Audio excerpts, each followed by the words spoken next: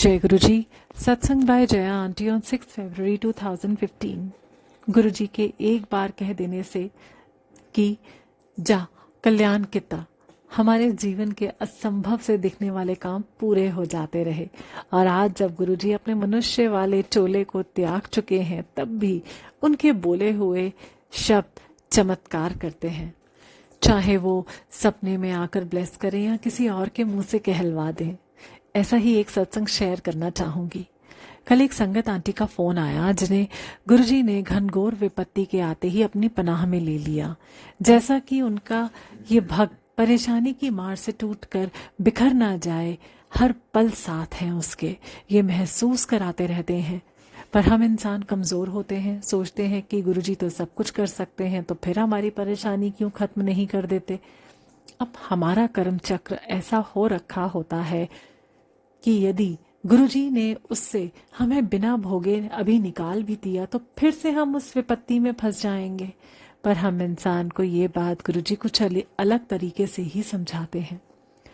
एक संगत आंटी हैं जो अभी हाल में ही जुड़ी हैं गुरुजी से। उनका एक करीबी रिश्तेदार गंगाराम में लगभग 1 सप्ताह से एडमिट था। लगभग 30-32 साल का। 1.5 साल पहले शादी हुई थी। उनकी ब्रेन सर्जरी होनी है। सोमवार 2 फरवरी को आंटी ने सुबह सुबह सपना देखा कि गुरुजी कह रहे हैं पंजाबी में कि उनकी सर्जरी की कोई ज़रूरत नहीं है। एक बोतल देते हैं कि ये लो, बड़े मंदिर से जल प्रसाद लाकर इसे पिला दो, ठीक हो जाएगा।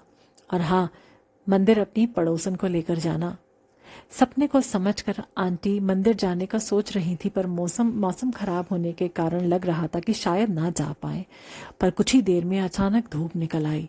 अब आंटी के समझ में नहीं आ रहा था कि वो उस पड़ोसन को कैसे ले जाए मंदिर। वो तो जाने के लिए मानेगी ही नहीं। पड़ोसन आंटी संगत नहीं थी, पर इन्होंने पूछा और वो तुरंत मान गई। मंदिर में इन्होंने जल प्रसाद लेने की कोशिश की, पर कहीं नहीं मिला। इनके हाथ में एक छोटी पीली बोतल थी, जिसमें ये ले जाना चाहती थी जल। काफी कोशिश करने के बाद हताश हो ये मंदिर में बैठ गई। अचानक एक सेवादार अंकल बोतल लेकर आए और कहते हैं, आपको जल प्रसाद चाहिए, ये ले जाओ। खास बात ये थी कि वो वही नीले रंग की बोतल जैसी थी जैसा गुरुजी ने दिया था सपने में। आंटी का भरोसा और बढ़ गया अपने सपने पर। अगले दिन उन्होंने वो जल प्रसाद पिला दिया मरीज को।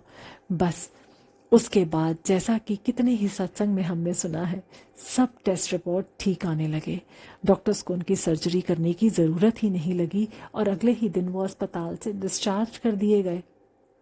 ये सत्संग आंटी ने जिन्हें सुनाया, वो आंटी को दरअसल गुरुजी मैसेज दे रहे थे कि अपनी साधारण सी बीमारियों को लेकर क्यों परेशान होती हैं, जबकि कैसी कैसी बीमारी से गुरुजी चुटकी में छुटकारा दिला सकते हैं। यदि अभी उनकी परेशानी खत्म नहीं हुई है, तो वो अपना भरोसा बनाए रखें। गुरुजी उनका पूरा ख्याल रख रहे हैं। ऐसा ही हुआ, क्योंकि फोन पर भी आंटी की आवाज में काफी पॉजिटिविटी थी। ये तो है हमारे गुरुजी, जो हम सारी संगत के सुख दुख को, पल पल की घटनाओं पर नजर रखते हैं।